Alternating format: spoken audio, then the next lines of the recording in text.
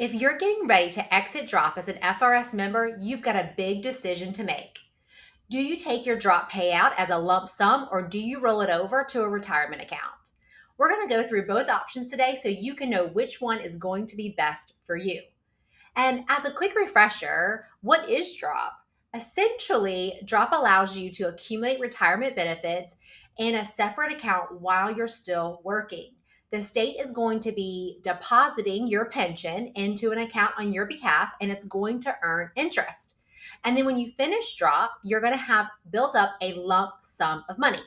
But you can't keep the money with drop indefinitely. In fact, you have to make a decision of what to do with that lump sum within 60 days of your retirement.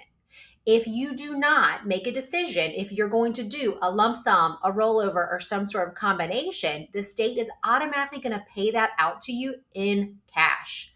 So let's talk through the options.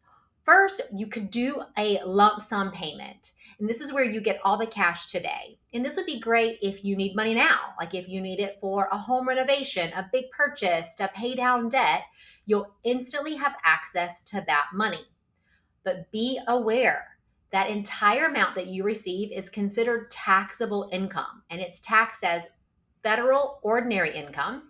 It gets added on top of any other income you have for that year and can push you into a higher tax bracket. The state also automatically withholds 20% for taxes. So if you were planning to invest this money for the long term, now you can only invest the after tax amount, meaning there's less principal available to grow for the future. Taking a big chunk of money out could mean missing out on those future growth, on also saving on taxes as well if you chose to keep them in a retirement account. Let's talk about the other option, which is to do a rollover. With a rollover, you move your drop funds into an IRA or another type of qualified retirement account. There's no taxes for this. So, what's the benefit? No immediate taxes. The money stays inside of a retirement account. It can continue to grow on a tax deferred basis. And then, when you do decide to take out money in the future, you can control how much you pull out. So, you can control how much is considered taxable income and how much to have withheld for taxes. And inside your IRA, inside your retirement account, you can have it invested in a wide range of options: stocks, bonds, mutual funds, ETFs, whatever suits your strategy. You could have it invested for growth. You could have it invested for income. And while you don't have the cash right now in your checking account, you do have accessibility to it. This means you can get your hands on your money if you want it or if you need it. So you do have the ability to withdraw money from your retirement account. Again, you do have to pay taxes on anything that comes out, but as long as you're over 59 and a half, there's no penalties for doing that.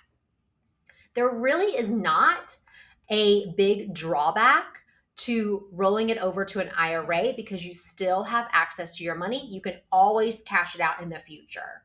But this is especially a good idea if your primary goal is to keep the money invested for the long term. So unless you need unless you need like a lump sum right now, a rollover may be your best option for long-term growth and more control over when you take it out and the taxes. Speaking of taxes, one crucial factor is to think about tax planning. So if you're retiring near the end of the year or the middle of the year, if you're planning to work part-time or start a business, you might have fluctuating income. Last year, one of my clients retired at the end of October, and she planned to take some money out of her drop account to pay off some debt, some credit card debt that she had. And I encouraged her to wait to the new year, wait and do it in January, because in the next year, she was going to have a lower taxable income coming in from her Social Security and her pension. This literally saved her thousands of dollars in taxes. It really adds up. So one big mistake that I see people do is cashing it out without realizing how much the tax hit is going to be. Because again, it's going to get added on top of your current income and can even push you into higher tax brackets, or not realizing that you do have options. Ultimately, the appropriate choice for you is going to depend on a few key factors. Do you need cash now? Do you need income or cash now for like a big purchase or to pay off debt? Are you aiming to allow this account to continue to grow? Either you want to have more growth for the future, or do you even want to have income now? If that's the case, then a rollover may be better for you. And always think about your tax picture. Whichever choice you make, how is that going to impact your taxes? If you're still uncertain, I encourage you to consult with a professional, especially someone who is familiar with the FRS benefits and how they work. They can really guide you through thinking through both of these options to make sure that you're not making a big mistake. You've worked hard to get your drop account to where it is, and you want to make sure that you're making the most of it for your future. If you'd like more tips on either FRS related topics or retirement planning, I encourage you to sign up for one of our webinars. We host about one webinar a month on a wide range of retirement planning topics. You can go to our website, curryschoenfinancial.com/events. You can sign up to be on our exclusive mailing list, so you'll be the first to hear about any of our future events. And you can also sign up for any future events that we already have scheduled.